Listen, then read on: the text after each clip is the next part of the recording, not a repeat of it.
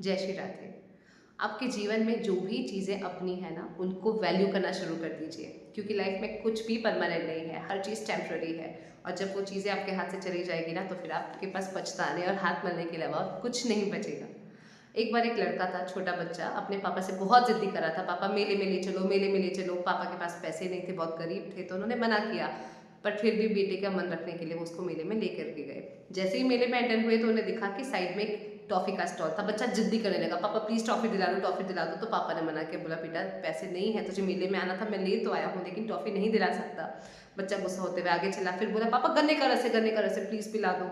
पापा ने तब भी मना किया, बेटा नहीं पिला सकता। फिर वो आगे गया, बड़ा सा लंबा झूला चल रहा था, तो उसने कहा पापा प्लीज़ झूला तो झुलवा दो। पापा ने फिर भी मना किया, बेटा पैसे नहीं है, कैसे झुलवा दो तुझे, तू समझ। तो बेटा गुस्सा में हाथ छोड़ करके आगे भाग गया और देखा तो वो अपने पापा से बिछड़ गया। बहुत तेज तेज फिर रोने लगा, अरे पापा चाहिए मुझे, पापा चाहिए, पापा कहाँ चले गए। और उसे फिर बाद में रियलाइज़ हुआ पापा कहाँ चले गए हैं। तभी कुछ पुलिस वाले उसके पास आए, देखा कि बच्चा ज़ोर ज़ोर से रो रहा है।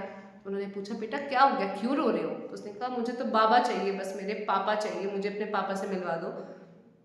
उन्होंने कहा कोई बात नहीं, हम तुझे तेरे पापा से मिलवा देंगे, ढूंढते हैं तेरे पापा को, चल टॉफ़ी खाएगा टॉफ़ी। तो उसने कहा नहीं मुझे टॉफ़ी नहीं खाना है, बस मुझे मेरे पापा से मिलवा दो। थोड़ा आगे चले तो उन्होंने कहा बेटा गन्ने का जूस पिएगा, गन्ने का जूस। तो भी उसने मना किया, नहीं मुझे कुछ नहीं चाहिए, मुझे कोई गन्ने का जूस नहीं चाहिए, आप बस मुझे अपने पापा से मिलवा दो। उन्होंने फिर आगे चले तो बोला बेटा देख इतना बड़ा झूला चल रहा है, चल तुझे झूला झुलवा दे। तो उसने कहा प्लीज़ अंकल मुझे कुछ भी नहीं चाहिए, मुझे सिर्फ और सिर्फ मेरे पापा चाहिए, आप प्लीज़ मुझे मेरे पापा से मिलवा दो।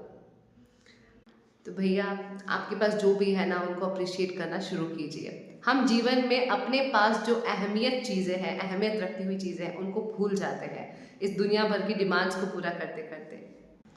और जिस दिन वो हमसे दूर चली जाती है ना, तो हमें उसकी वैल्यू पता चलती है, उसकी अहमियत का अंदाज़ा होता है। और फिर एक बार जाने के बाद वो हमारे पास वापस कभी नहीं लौट करके आते हैं।